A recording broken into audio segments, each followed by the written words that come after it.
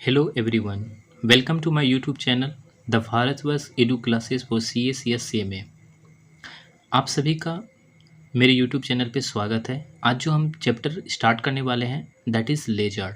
हम general entry के सारे ट्रांजैक्शन आराम से जनरल एंट्री कर चुके हैं। जनरल एंट्री को हम समझ चुके हैं। अब समझते हैं कि लेजर का रिक्वायरमेंट क्या होता है। देखिए, हम जनरल एंट्री अच्छे से पढ़ चुके हैं, तो हमें पता भी है कि जनरल एंट्री क्या होता है, कैसे होता है। अब बात आती है लेजर का। लेजर मतलब होता है पोस्टिंग करना। और लेजर का रिक्वायरमेंट क्यों पड़ा ये हम सभी जानते हैं कि जनरल एंट्री में हम ट्रांजैक्शन रिकॉर्ड करते हैं, वैरायटी ऑफ ट्रांजैक्शन रिक्वायर्ड करते हैं, वैरायटी ऑफ ट्रांजैक्शन रिकॉर्ड करते हैं। सोचिए फॉर एग्जांपल कोई शॉपकीपर है जो एक मंथ में 1000 ट्रांजैक्शन करता है। उसके पास बहुत सारे वैरायटी ऑफ कस्टमर आते हैं, तो सभी के बारे में याद रखना ये मुश्किल होता है कि किससे क्या ट्रांजैक्शन हुआ है। बट यदि वो सभी व्यक्ति का फॉर एग्जांपल सोचिए राम से ट्रांजैक्शन किया, मोहन से किया, श्याम से किया, शिवम से किया, ऐसे करके बहुत सारे कस्टमर उसके पास आते हैं। बट यदि उसको ये देखना है कि राम के साथ कितना टोटल ट्रांजैक्शन हुआ है, तो उसे एक अलग से एक पेज पे जाके राम के बारे में सारे ट्रांजैक्शन लिखना पड़ेगा। मतलब राम से रिलेटेड जितने भी उस मंथ में, मान लिया जाए एक उदाहरण लेते हैं कि जुलाई में सारा ट्रांजैक्शन हुआ है, तो जुलाई में कितने भी ट्रांजैक्शन हुए राम के साथ, अगर ये चेक करना है तो उसे एक पेज में जाके सारे राम के ट्रांजैक्शन लिखना पड़ेगा और ये देखना होगा कि उस मंथ में टोटल ट्रांजैक्शन राम के साथ कितना हुआ है। सिंपल वर्ड में यही चीज़ आप समझते हैं। ठीक वैसा ही होता है लेजर। लेजर का मतलब होता है कि एक व्यक्ति से रिलेटेड, फॉर एग्जाम्पल परचेज का देख रहे हैं तो टोटल परचेज कितना हुआ है उस जुलाई मंथ में, ये चीज़ हमें मिलेगा। फॉर एग्जाम्पल अगर हमको देखना है कि राम से ट्रांजैक्शन टोटल कितना हुआ है, तो केवल राम का पता चलेगा राम के अकाउंट से। श्याम का देखना है तो श्याम के अकाउंट से पता चल जाएगा। सेल्स का देखना है तो सेल्स के अकाउंट से पता चल जाएगा। कैश का देखना है तो टोटल कैश के अकाउंट से पता चल जाएगा। इसी तरह से किसी भी पार्टिकुलर पर्सन को हम उठाएंगे या पार्टिकुलर अकाउंट को उठाएंगे तो हमें पता चल जाएगा कि उस मंथ में उस पार्टिकुलर अकाउंट से कितने ट्रांजैक्शन हुआ है। आइए इसे प्रैक्टिकल करके देखते हैं। एक थ्योरी है, लेजर मतलब होता है क्या। Ledger account is a summary statement of all the transaction related to person, assets, liabilities, expenses, income. मतलब हम सभी चीज़ का लेजर बनाते हैं। हम परचेज का बनाते हैं, सेल्स का बनाते हैं, बिल्डिंग का बना सकते हैं, कैश का बनाएंगे, लाइबिलिटीज़ में आपका क्रेडिटर का बनाएंगे, फिर आपका आउटस्टैंडिंग लाइबिलिटीज़ बनाएंगे।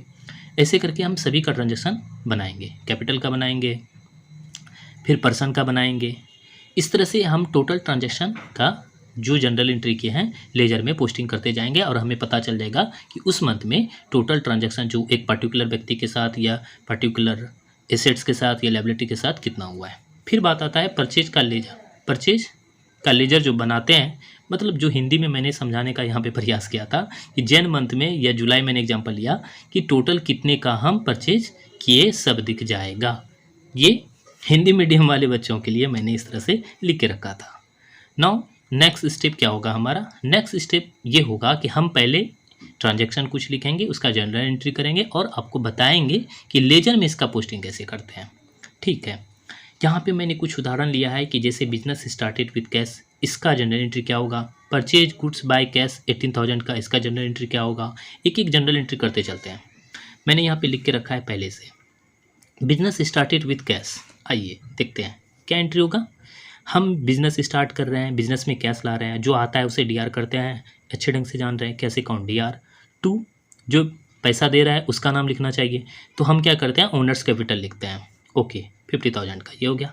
अब सेकेंड एंट्री क्या है मेरा। सेकेंड एंट्री है परचेज गुड्स बाय कैश 18,000। हमने गुड्स परचेज किया है कैश में, मतलब गुड्स आ रहा है और गुड्स को हम गुड्स लिखते नहीं है, परचेज लिखते हैं। आपको तो अब पता हो गया है। परचेज अकाउंट दिया टू कैश अकाउंट 18,000। नेक्स्ट हमारा कार परचेज करने का है, कार अकाउंट दिया टू, हम मोहन से कार परचेज किए हैं ऑन क्रेडिट पे, इसलिए कार अकाउंट दिया टू मोहन हुआ। फिफ्थ नंबर मेरा ट्रांजेक्शन क्या है। फिफ्थ नंबर है sold machine to Mohan by cash. आपने मशीन बेचा 50,000 का मोहन को और आपके पास कैश आ गया है।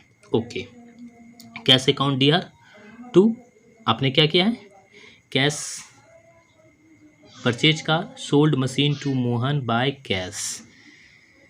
ओके, आपने मोहन को कैश बेचा, ये यहाँ पे है। आपने क्या किया, मोहन को गुड्स बेचा है। कुछ गलत हो रहा है, यहाँ पे आ जाइए, sold machine to Mohan by cash. Okay okay okay, यहीं पे गलती है। आपने क्या किया, 50,000 का मशीन बेचा। यहाँ पे जो मैं जनरल एंट्री लिखा हूँ ये गलत हो गया। कैसे गलत हो गया मैं दिखाता हूँ।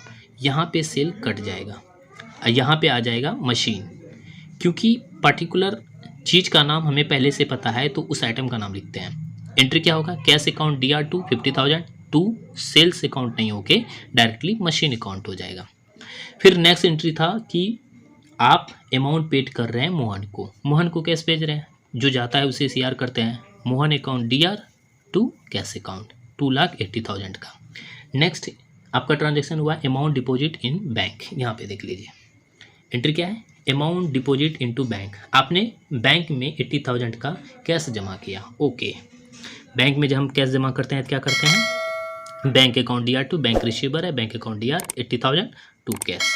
यहाँ तक तो हमारा जनरल एंट्री हो गया। अब नेक्स्ट स्टेप में हम क्या करेंगे, लेजर पोस्टिंग कर देंगे।